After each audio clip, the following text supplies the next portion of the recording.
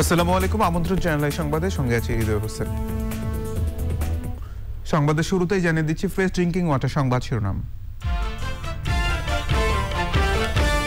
ক্লিনফিট দেওয়া বিদেশি চ্যানেলের সম্প্রচার বন্ধ রাখলে ব্যবস্থার ঘোষণা, সরকারের সিদ্ধান্ত বিষয়ে বৃহস্পতিবার আবারও অ্যাটকো কোয়া বৈঠক।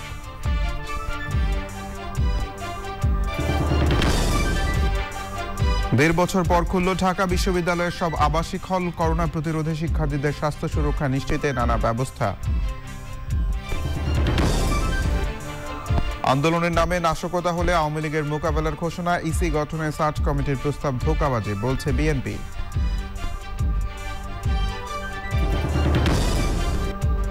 এবং জিয়াউদ্দিন বাবলুর মৃত্যুর পর মহাসচিব ইস্যুতে জাতীয় পার্টিতে অস্থিরতা, কো চেয়ারম্যান ও সিনিয়র নেতাদের দফায় দফায় বৈঠক।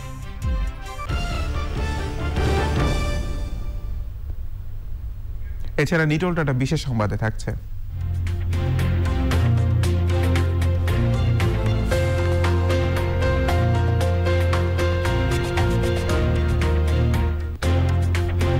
পদার্থবিদ্যায় 3 বিজ্ঞানীর নোবেল পুরস্কারে ভূষিত হওয়ার খবর।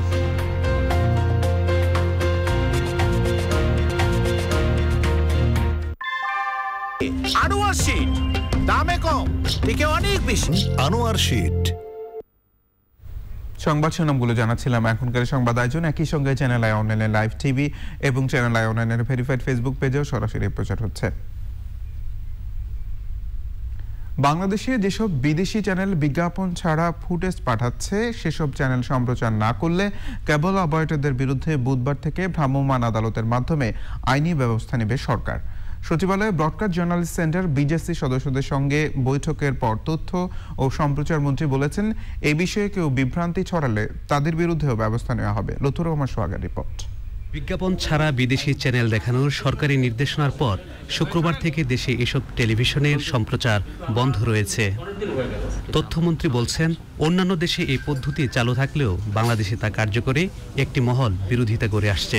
কেবল অপারেটররা এক্ষেত্রে যেসব জটিলতার কথা বলছেন তার যৌক্তিকতা নিয়ে প্রশ্ন তোলেন মন্ত্রী।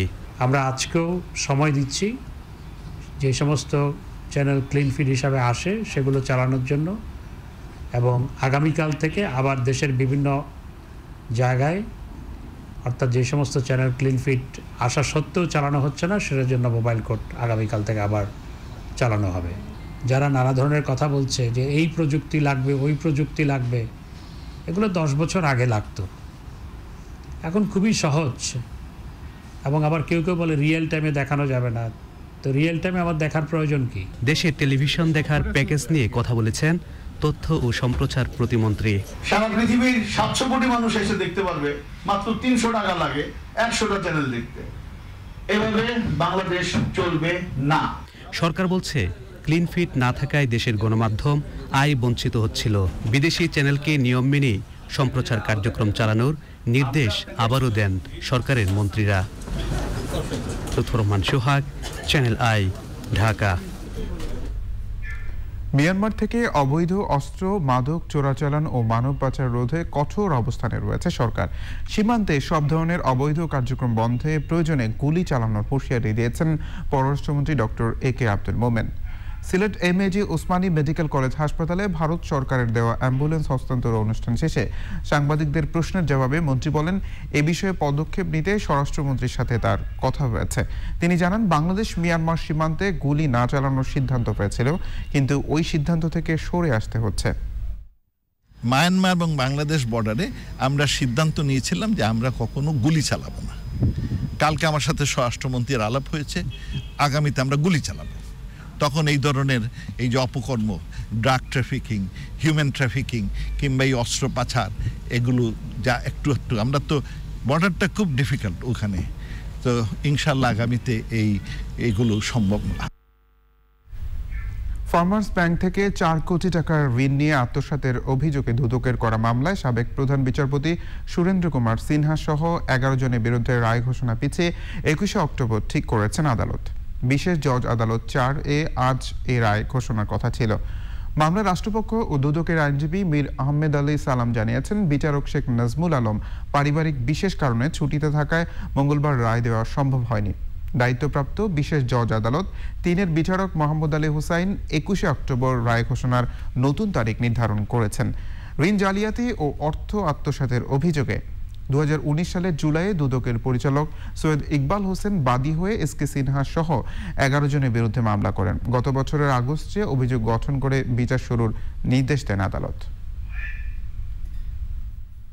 বাংলাদেশের সাবেক প্রধান বিচারপতি জনাব এসকে সিনহার বিরুদ্ধে ঋণ জালিয়াতি করে উনি ফার্মার্স ব্যাংক থেকে যে প্রক্রিয়া 4 কোটি টাকা আত্মসাৎ করে মানি লন্ডারিং করেছিলেন, সেই মামলাটির আজকে রায়ের জন্য দিন ধার্য ছিল। 21-10 তারিখে পরবর্তী তারিখে রায়ের দিন ধার্য করা হয়েছে। ফার্মার্স ব্যাংকের কতিপয় কর্মকর্তাদের সহযোগিতায় তিনি 4 কোটি টাকা একটা ঋণ জালিয়াতির মাধ্যমে এই জিনিসটা তার অ্যাকাউন্টে তিনি টাকাগুলো নিয়ে গেছেন, আরও বিভিন্ন প্রক্রিয়ায় এই টাকাগুলোকে হস্তান্তর, রূপান্তর এবং ছদ্মাবরণ করেছেন।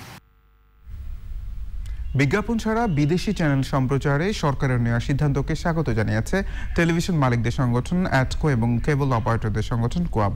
বৈঠক শেষে অ্যাডকোর নেতারা বলেছেন, ক্লিন ফিড ছাড়া বিদেশি চ্যানেল সম্প্রচার কঠিন কিছু নয়, তবে এই সিদ্ধান্ত বাস্তবায়নে বিদেশি চ্যানেলের বাংলাদেশি ডিস্ট্রিবিউটররা 1 থেকে 1.5 বছর সময় চেয়েছে বলে জানান কোয়াব নেতারা। রিপোর্ট করছেন মুস্তারিন বাবলা।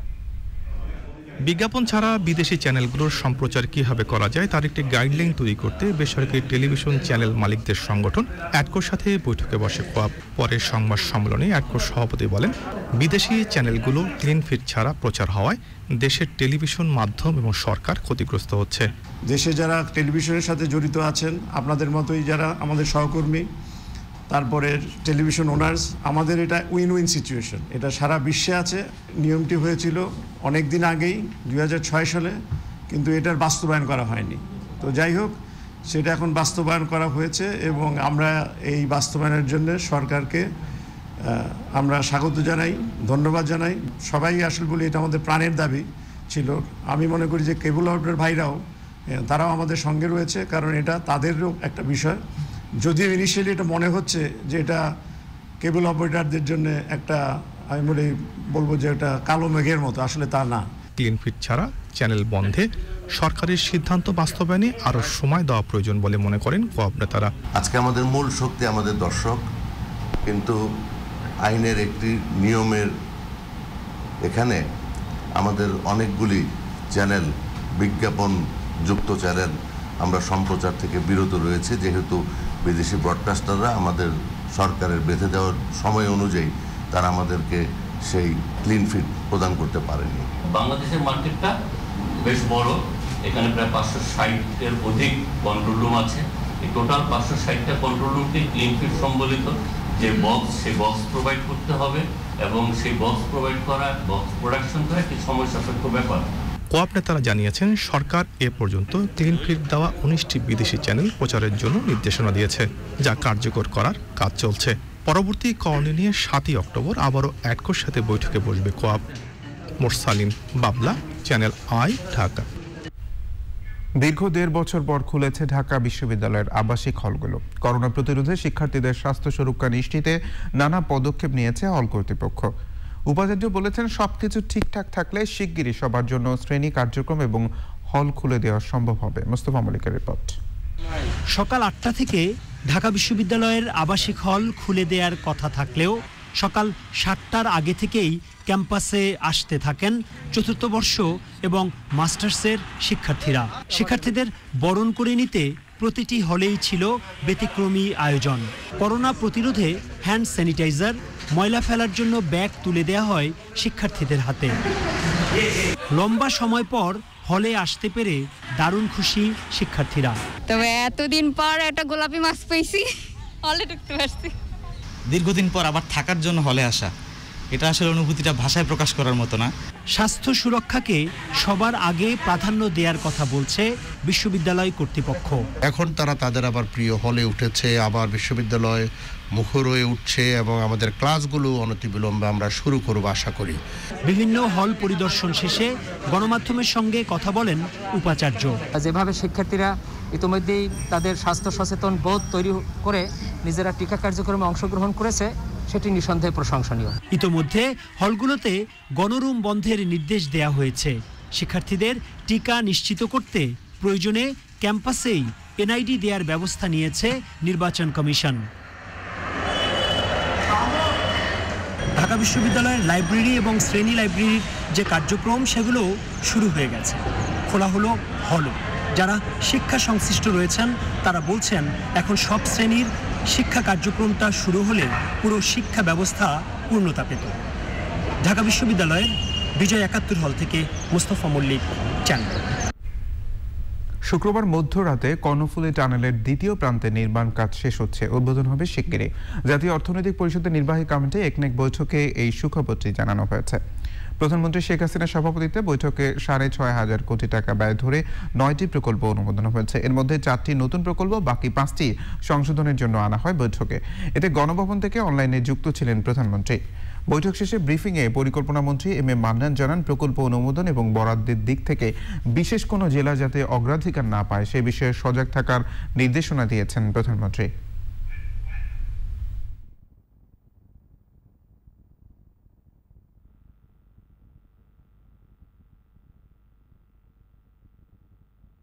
কথা ছিল ২২ ডিসেম্বরে উদ্বোধন করব। এখন যা মনে হচ্ছে ঘষা মাজা করে পরিষ্কার পরিচ্ছন্ন করে ২২ ডিসেম্বর নয় আর অনেক আগেই আমরা শেষ করতে পারবো। সুনির্দিষ্ট তারিখটা আমি এখন বলতে পারছি না, কর্তৃপক্ষ ঠিক করবেন।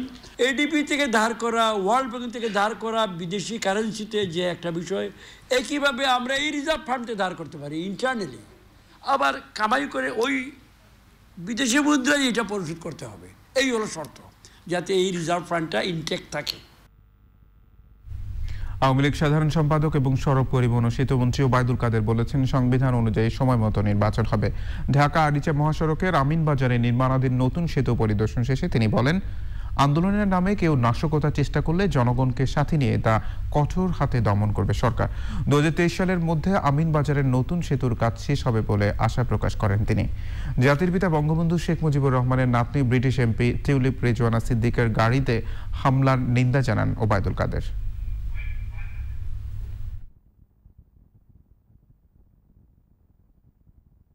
বিশ্বের অন্যান্য গণতান্ত্রিক দেশে যেভাবে নির্বাচন হয় বাংলাদেশেও ঠিক সেভাবে নির্বাচন হবে।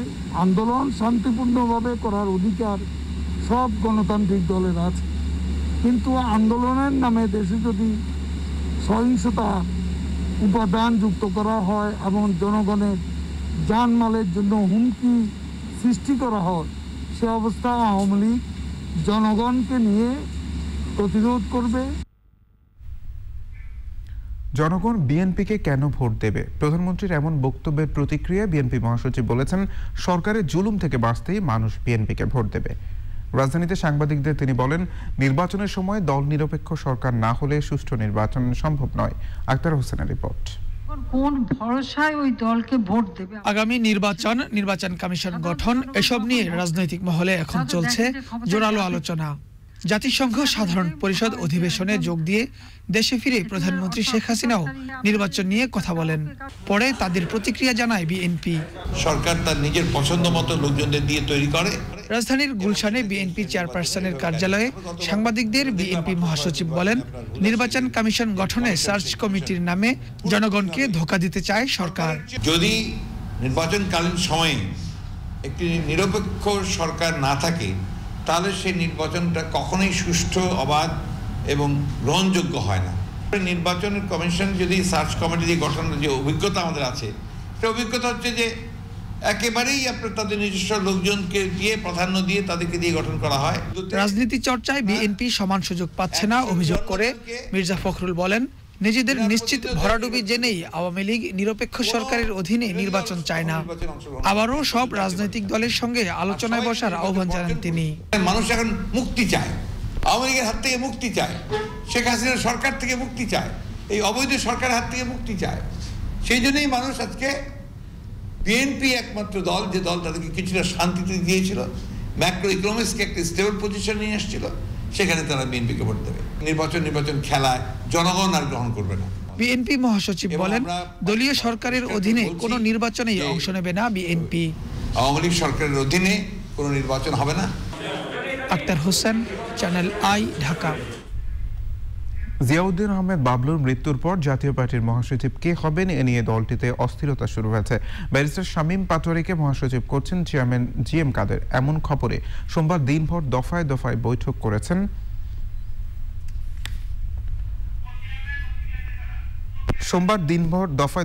করেছেন দলের কো চেয়ারম্যান ও সিনিয়র নেতারা। দলের পরীক্ষিত কাউকে মহাসচিব বানানোর দাবি জানাচ্ছেন তারা। রাহুল রায় রিপোর্ট। করোনা ভাইরাসে আক্রান্ত হয়ে অসুস্থ অবস্থায় শনিবার মারা যান জাতীয় পার্টির মহাসচিব জিয়াউদ্দিন আহমেদ বাবলু। তার মৃত্যুর পর 3 দিনের শোক কর্মসূচিও দেয় দলটি, কিন্তু সেই শোক কাটিয়ে ওঠার আগেই জাতীয় পার্টিতে অস্থিরতা। কে হবেন পরবর্তী মহাসচিব? দলের প্রেসিডিয়াম সদস্য শামীম হায়দার পাটোয়ারীকে মহাসচিব করার সম্ভাবনার খবরে দলের সিনিয়র নেতারা কয়েক দফা বৈঠক করেন এবং এর বিরোধিতার কথা জানান। এবং গতকাল একটি সংবাদ আসলো যে তাকে মাননীয় চেয়ারম্যান বানাইতে চাচ্ছেন। তখন আমি আমার কলাবাগানে অফিসে বসা, এখানে সবাই আসলো এক এক করে ফোন করে, সেখানে আলোচনা হলো এবং চেয়ারম্যান সাহেবকে বলা হয়েছে, মজলুর চুরি সাহেব বলছেন যে এটা করা ঠিক হবে না। ওই কেতাবি অভিজ্ঞতা অথবা পাণ্ডিত্য আর রাজনৈতিক ময়দানে অভিজ্ঞতা কিন্তু এক জিনিস নয়। তাহলে নোবেল বিজয়ী ডক্টর ইউনূস কিন্তু বড় রাজনীতিবিদ হতে পারতেন। আমাদের সংবিধান বিশেষজ্ঞ ডক্টর কামাল হোসেন দেশীয় এবং আন্তর্জাতিক খ্যাতিসম্পন্ন একজন আইনজীবী, উনি কিন্তু রাজনীতিতে একদমই ভালো করেননি। তারা মনে করছেন নির্বাচন সামনে রেখে যোগ্যতম ব্যক্তিকেই এ দায়িত্ব দিতে হবে। এ নিয়ে চেয়ারম্যানের সঙ্গেও কথা বলেছেন তারা। আমি একটাই কথা বললাম যে মানে চেয়ারম্যান তার ক্ষমতা আছে, যাকে ইচ্ছা করতে পারেন, তবে সিনিয়র কেউ না আসলে হয়তো বা সবাই এই বিষয়টা মানে সহজভাবে নিতে চাইবে না বা মনক্ষুণ্ণ হবে।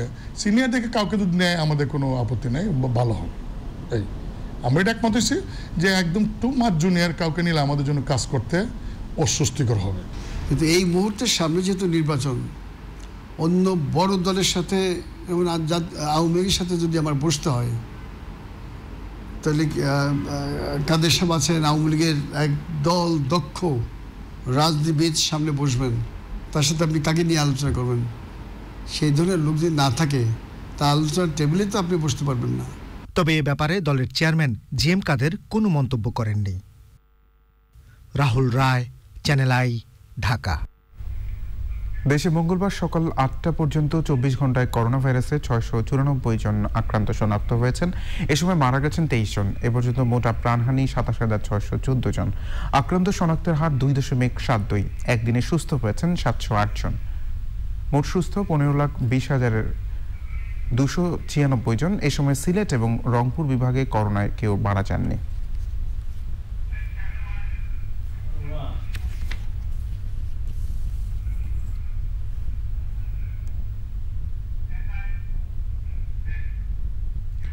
চতুর্মুখী পদচারণায় থাকায় পেশাদারি থেকে দূরে সরে এসেছেন এখনকার শিক্ষকরা।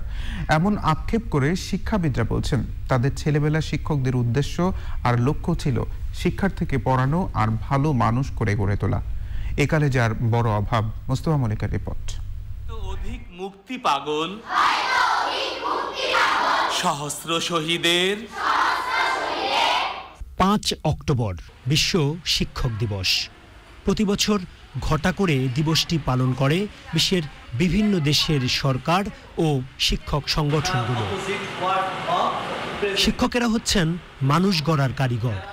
শিক্ষা ও উন্নয়নে শিক্ষকদের অসামান্য অবদান স্মরণ করতেই এই দিবস। শিক্ষাবিদরা বলছেন, তাদের ছেলেবেলায় শিক্ষক মানেই তাদের নায়ক। তবে এখনকার চিত্র ভিন্ন। তিনি মনে করতেন এটি তার পেশা নেশা, মানে এটি একটি বড় দিক। সেখান থেকে আমার কাছে মনে হয় যে একটু আমরা সরে গেছি।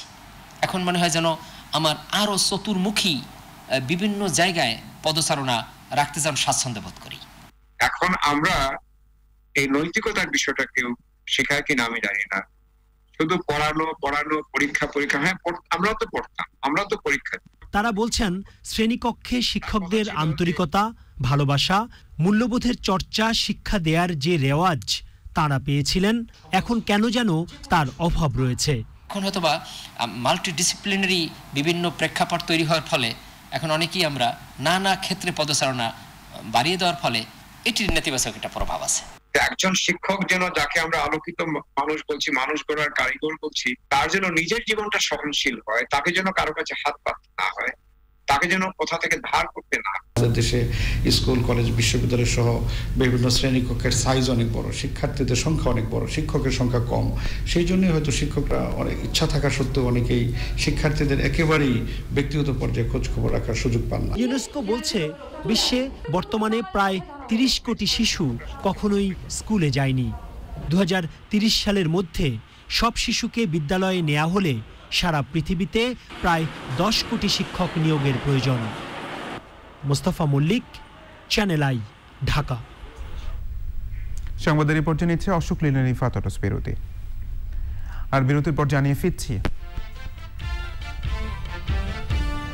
তাইওয়ানের আকাশসীমায় চীনা যুদ্ধ বিমানের মহড়ার প্রতিবাদে তাইপে মালয়েশিয়ার অর্থনৈতিক জোনে বেইজিং এর যান চলাচলে রাষ্ট্রদূতকে তলব।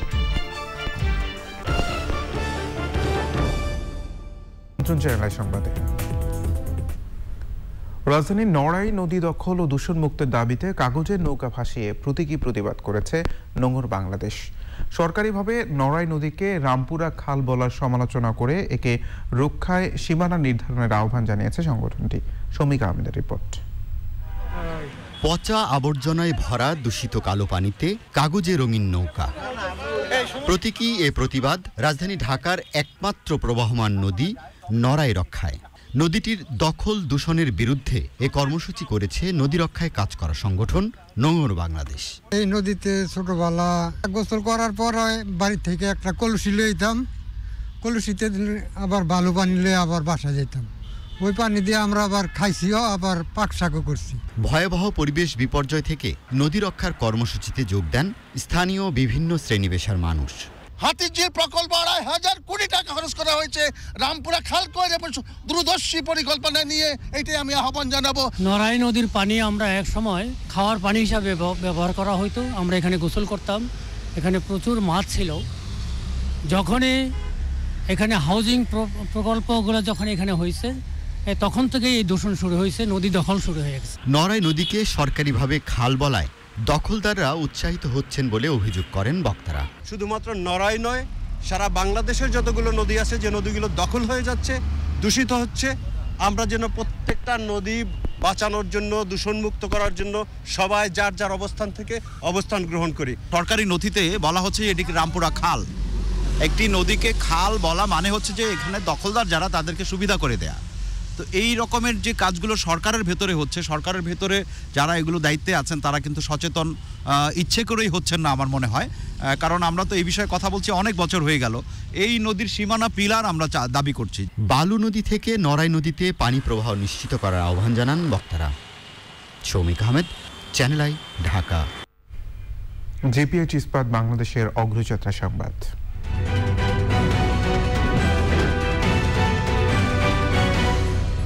নির্মাণে প্রচলিত স্টিল বেছে নেবেন নাকি বেছে নেবেন এশিয়ার প্রথম কোয়ান্টাম ইলেকট্রিক আর্ক ফার্নেসে তৈরি বিশ্বসেরা স্টিল? জিপিএইচ ইস্পাত, দৃঢ়তার প্রতিশ্রুতি। ঢাকার ঐতিহাসিক সোহরাওয়ার্দী উদ্যানে স্বাধীনতা স্তম্ভ নির্মাণ প্রকল্পের 3য় পর্যায়ের কাজ চলছে। স্বাধীনতা যুদ্ধের প্রকৃত ইতিহাস তুলে ধরার পাশাপাশি রাজধানীর মানুষের বিনোদনের জন্য এখানে থাকছে নানা আয়োজন। পরাগাজিমা রিপোর্ট। মনে রাখবা, রক্ত যখন দিয়েছি, রক্ত আরো দেব, এদেশের মানুষকে মুক্ত করে ছাড়বো ইনশাআল্লাহ। বঙ্গবন্ধুর ঐতিহাসিক 7 মার্চের ভাষণ এবং 16ই ডিসেম্বর পাকিস্তান সেনাবাহিনীর আত্মসমর্পণের স্মৃতি বিজড়িত স্থান সে সময়ের রেসকোর্স ময়দান, যা বর্তমানে সোহরাওয়ার্দী উদ্যান। 1996 সালে আওয়ামী লীগ সরকার ক্ষমতায় এসে সোহরাওয়ার্দী উদ্যানে স্বাধীনতা স্তম্ভ নির্মাণের উদ্যোগ নেয়। এরই মধ্যে সেখানে স্বাধীনতা জাদুঘর এবং সুদৃশ্য গ্লাস টাওয়ার নির্মাণ হয়েছে। এখন 3য় পর্যায়ের কাজ চলছে। এই পর্যায়ে নির্মাণ করা হচ্ছে বঙ্গবন্ধুর 7 মার্চের ঐতিহাসিক ভাষণের স্থানে ভাস্কর্য, 16ই ডিসেম্বর পাকিস্তান সেনাবাহিনীর আত্মসমর্পণের স্থানে ভাস্কর্য, 40 ফুট প্রশস্ত ওয়াকওয়ে, 30 ফুট প্রশস্ত জলাধার এবং জনসভার জন্য স্থায়ী মঞ্চ। শিশু পার্কের আধুনিকায়নও করা হচ্ছে। এই প্রজেক্টের অন্যতম একটা উদ্দেশ্য হচ্ছে নেক্সট জেনারেশন, তাদেরকে এই মুক্তিযুদ্ধের সম্পর্কে, এই যেহেতু এটি ঐতিহাসিক দিক থেকে অত্যন্ত গুরুত্বপূর্ণ, পরবর্তী প্রজন্মকে মুক্তিযুদ্ধের এই সমস্ত বিষয় সম্পর্কে অবহিত করার জন্য কিন্তু এই কার্যক্রম দেখার পাশাপাশি তাদের একটা শিক্ষণীয় একটা স্থানীয় হবে এবং এটা যেন বিনোদনের মাধ্যমে যেন তারা এখানে এসে জানার পাশাপাশি কমফোর্ট সহকারে যেন তারা এই জায়গাগুলো দেখতে পারে, এই জন্যই কিন্তু এই সমস্ত কিছু নিয়েই এই প্রকল্পগুলো শেষ করা হচ্ছে। আগামী বছরের জুনের মধ্যে প্রকল্পের কাজ শেষ হওয়ার কথা রয়েছে। পরিকল্পনা অনুযায়ী পুরো প্রকল্পটি বাস্তবায়ন হলে নতুন রূপে সোহরাওয়ার্দী উদ্যান দেখতে পাবেন দেশের মানুষ। পরাগ আজিম, চ্যানেল আই, ঢাকা। এবার সামিট আন্তর্জাতিক সংবাদ।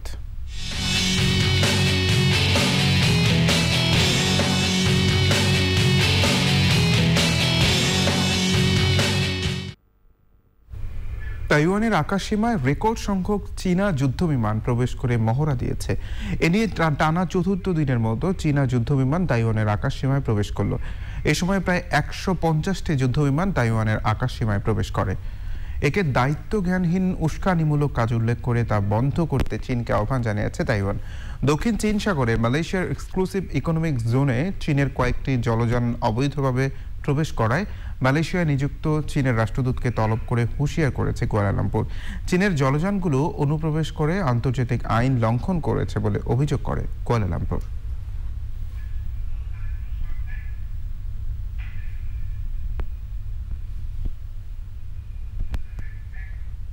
নিটোল ডাটা বিশেষ সংবাদ।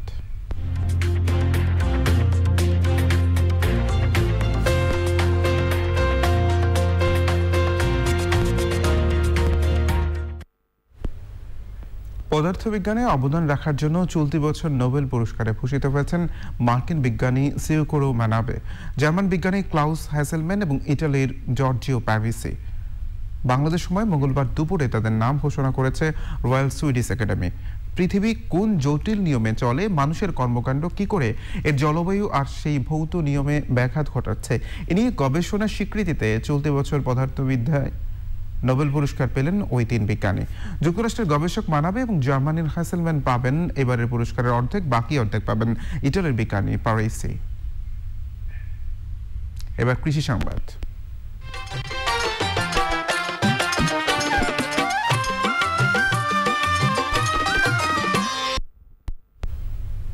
নেত্রকোনার পূর্ব ধলায় মাছের খামারের চারপাশে পেঁপে বাগান করে লাভবান হচ্ছেন কৃষক। প্রতি 10 শতক জায়গায় এক মৌসুমে তাদের 60,000 টাকা পর্যন্ত লাভ থাকছে। নেত্রকোনা প্রতিনিধি জাহিদ হাসানের পাঠানো তথ্য ভিডিওচিত্রে সুদীপ্তা মাহমুদের রিপোর্ট। পূর্বধলা উপজেলার ঘাগড়া চরপাড়া গ্রামে অধিকাংশ চাষির মাছের খামারের পাড়ে পেঁপে বাগান। তারা জানাচ্ছেন প্রতিটি গাছে 2.5 থেকে 3 মণ হারে প্রতি 10 শতক জমিতে 50 থেকে 65 মণ পর্যন্ত পেঁপে পাচ্ছেন তারা। পেঁপেটা চাষ করে অনেক লাভ। একটা পেঁপে 1.5 থেকে 2 কেজি পর্যন্ত হয়। কাঁচা অবস্থায় আমরা 30 টাকা বিক্রি করি, আর পাকা একটা 1 থেকে 1.5 কেজি ওজনের পেঁপে 150 থেকে 200 টাকা বিক্রি হয়। আমি 4% টাকা করছি, আমি প্রতি বছর প্রায় 20-30 হাজার টাকা বেচতে পারি। একবার রোপণ করে সঠিক চাষ ব্যবস্থাপনা ও সুষম মাত্রায় সার প্রয়োগ করতে পারলে টানা 4 বছর পর্যন্ত পেঁপের ভালো ফলন পাওয়া সম্ভব। বিঘা জমিতে পেঁপে করছি 20-30 হাজার টাকা বিক্রি করছি, তার মনে হয় 20-30 হাজার টাকা বিক্রি করতে পারবো। 1 কাঠা জমিতে ধান যদি আমি করি তাহলে আপনার লাভ হয় 4,000 টাকা, 4 থেকে 5,000 টাকা। কিন্তু আমি যদি পেঁপে চাষ করি তাহলে আমার ওখানে লাভ আসতেছে 30 থেকে 32,000 টাকা। কম খরচে ঝুঁকিমুক্ত চাষে আগ্রহ বাড়ছে চাষির। এক্ষেত্রে পেঁপে চাষ অন্য যে কোনো ফসলের তুলনায় তাদের জন্য হয়ে উঠেছে লাভজনক। এটা একদিকে যেমন পুষ্টির ডিনামাইট, অপর দিকে এর হজম ক্ষমতা বৃদ্ধি করে। কাঁচা এবং পাকা উভয় পেঁপে স্বাস্থ্যের জন্য খুবই স্বাস্থ্যকর। ভবিষ্যতে যারা করবেন তাদেরকে প্রযুক্তিগত সকল সহযোগিতা কৃষি বিভাগ থেকে প্রয়োগ করা হবে। Sudipta Mahmud, channel I. এবার প্রকৃতি সংবাদ।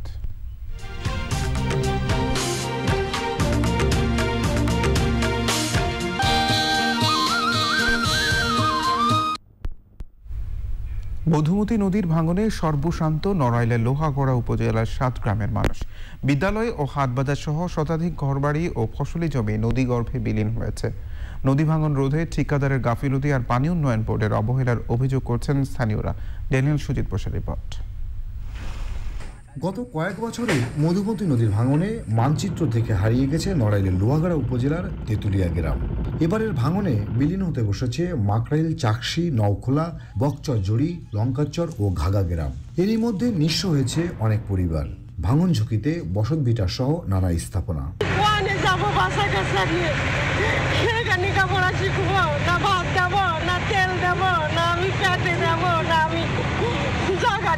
বসত বাড়ি ভেঙে যাচ্ছে, অন্য কোনো জায়গায় কোনো ধরনের ব্যবস্থা করবে, এ ধরনের কোনো ধরনের সাহায্য সহযোগিতা এই মানুষগুলো নেই। যদিও বা দেয় বড় নেতার কথা সব খেলে যায়, এমপি যে আসে এই ফোন তো আসে না, এমপি আমাকে এই ফোন তো 3 বার আমার বাড়ির ভিটে ওই যে উপরে এখন ওই বাদাম টাদাম হচ্ছে, বাড়িতে চলে গেছে। 4 বারের মাথায় যে আমার বাড়িটা এখন জিও ব্যাগ ফেলে ভাঙন রোধের চেষ্টা করছে পানি উন্নয়ন বোর্ড। গত অর্থ বছরে যে সমস্ত স্থানে বন্যার কারণে নদী ভাঙন দেখা দিয়েছিল সেই সব স্থানে জরুরি ভিত্তিতে আপৎকালীন প্রায় 2 কিলোমিটার স্থানে আপৎকালীন কাজ বাস্তবায়ন করা হয়েছিল এবং এই কাজ বাস্তবায়নে 8 কোটি টাকা ব্যয়। নদী পাড়ের জনগোষ্ঠীকে নিরাপদে সরিয়ে নেওয়া ও পুনর্বাসন সহায়তা দিচ্ছে জেলা প্রশাসন। তো তাৎক্ষণিকভাবে আমরা কালিয়া এবং লোহাগড়ায়, বিশেষত কালিয়াতে আমরা মোট 6 মেট্রিক টন চাল বরাদ্দ দিয়েছিলাম। এছাড়া অন্যান্য সাপোর্টিভ কিছু বিষয়ে তাদেরকে দেওয়া হয়েছে। নদী ভাঙনে পরিবেশ বিপর্যয় রোধে দ্রুত কার্যকর ব্যবস্থা নেওয়ার দাবি মধুমতি পাড়ের মানুষের। Daniel Sujit Bose, channel I, Narail. এবার পপুলার লাইফ ইন্স্যুরেন্স বাণিজ্য সংবাদ।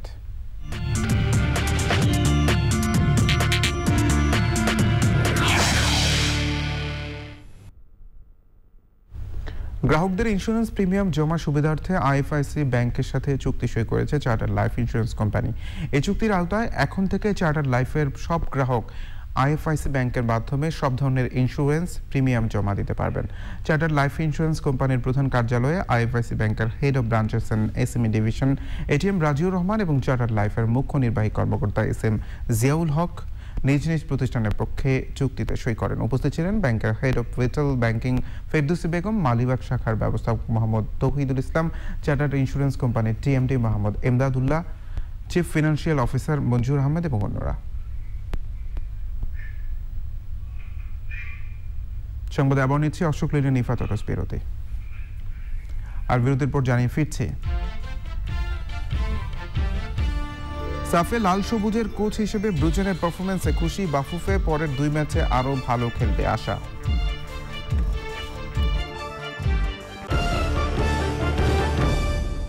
ফিট হয়ে গেল না। বিরতির পর আবার আমন্ত্রণ চ্যানেল সংবাদে। বাংলাদেশ স্পেশালাইজড হসপিটাল খেলার খবর।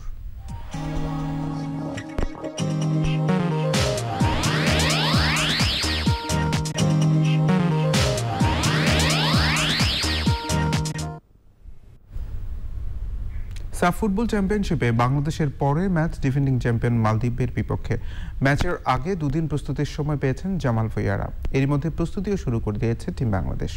দলের সদস্যরা জানিয়েছেন এখনও অপরিচিত থাকায় স্বস্তিতে আছেন তারা। রিপোর্ট করছেন তামান্না তানজিনা। দক্ষিণ এশিয়ার সবচেয়ে বড় ফুটবল সংস্থা সাফ তৃতীয় মেয়াদে সাফের সভাপতির দায়িত্ব পালন করছেন বাংলাদেশ ফুটবল ফেডারেশনের সভাপতি কাজী মোহাম্মদ সালাউদ্দিন। 17 অক্টোবর সাফের কংগ্রেস, চাইলে পরেও মালদ্বীপে আসতে পারতেন তিনি, কিন্তু বাংলাদেশ দলের হেড কোচের পারফরমেন্স এবং নিজের দলের খেলা দেখতে প্রথম ম্যাচ থেকে মাঠে আছেন বাফুফে সভাপতি।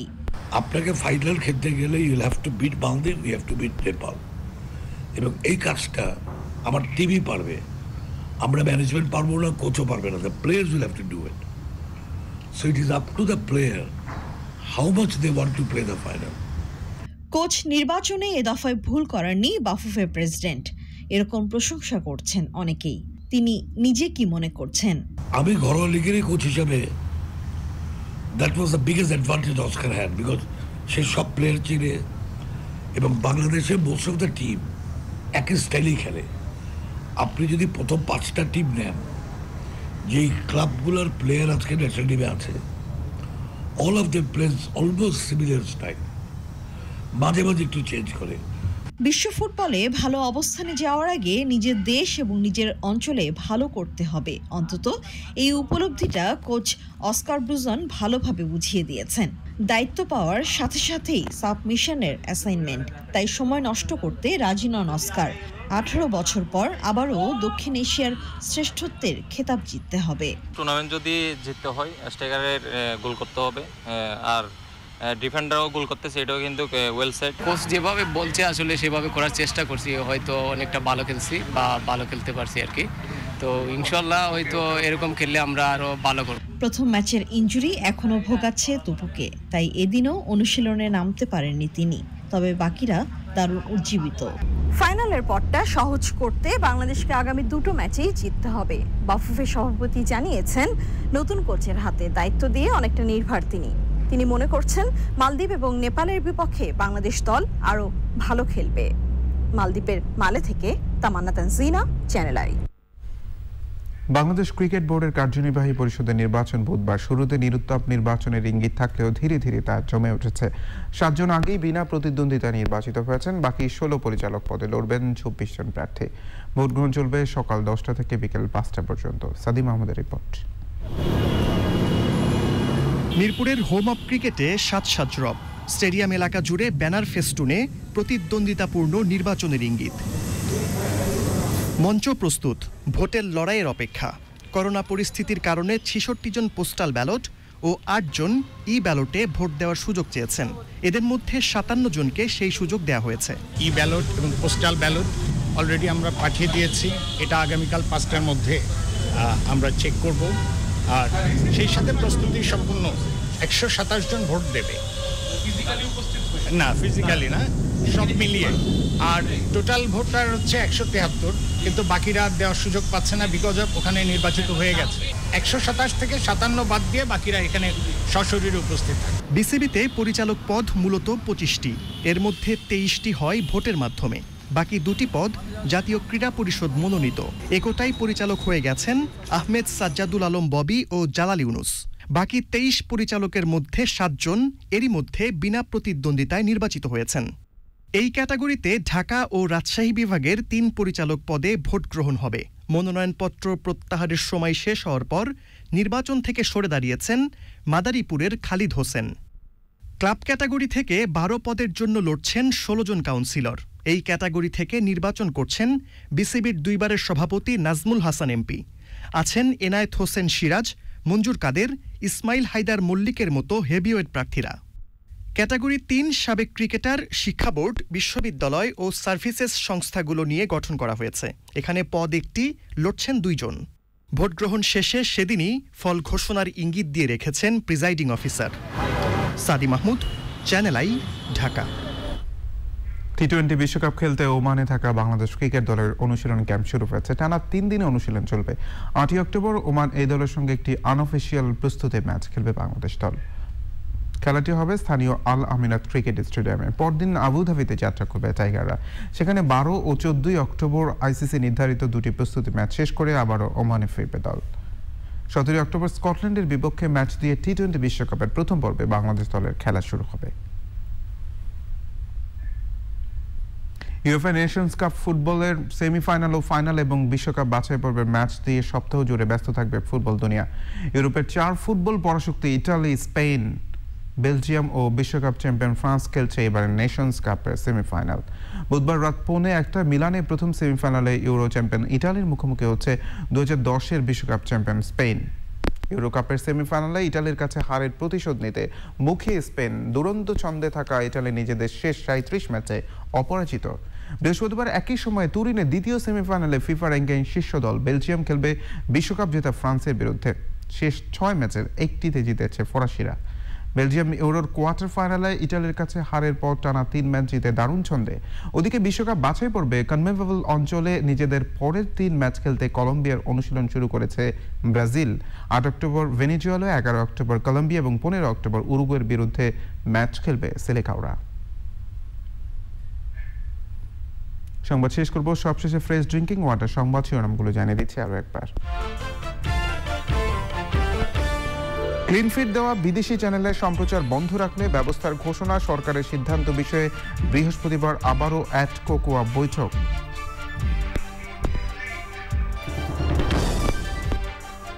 দেড় বছর পর খুলল ঢাকা বিশ্ববিদ্যালয়ের সব আবাসিক হল। করোনা প্রতিরোধে শিক্ষার্থীদের স্বাস্থ্য সুরক্ষা নিশ্চিতে নানা ব্যবস্থা। আন্দোলনের নামে নাশকতা হলে আওয়ামী লীগের মোকাবেলার ঘোষণা। ইসি গঠনে সার্চ কমিটির প্রস্তাব ধোঁকাবাজে বলছে বিএনপি।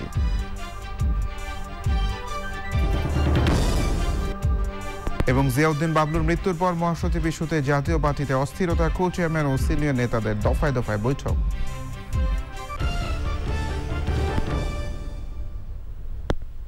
এই ছিল সংবাদ আয়োজন। ধন্যবাদ সবাইকে।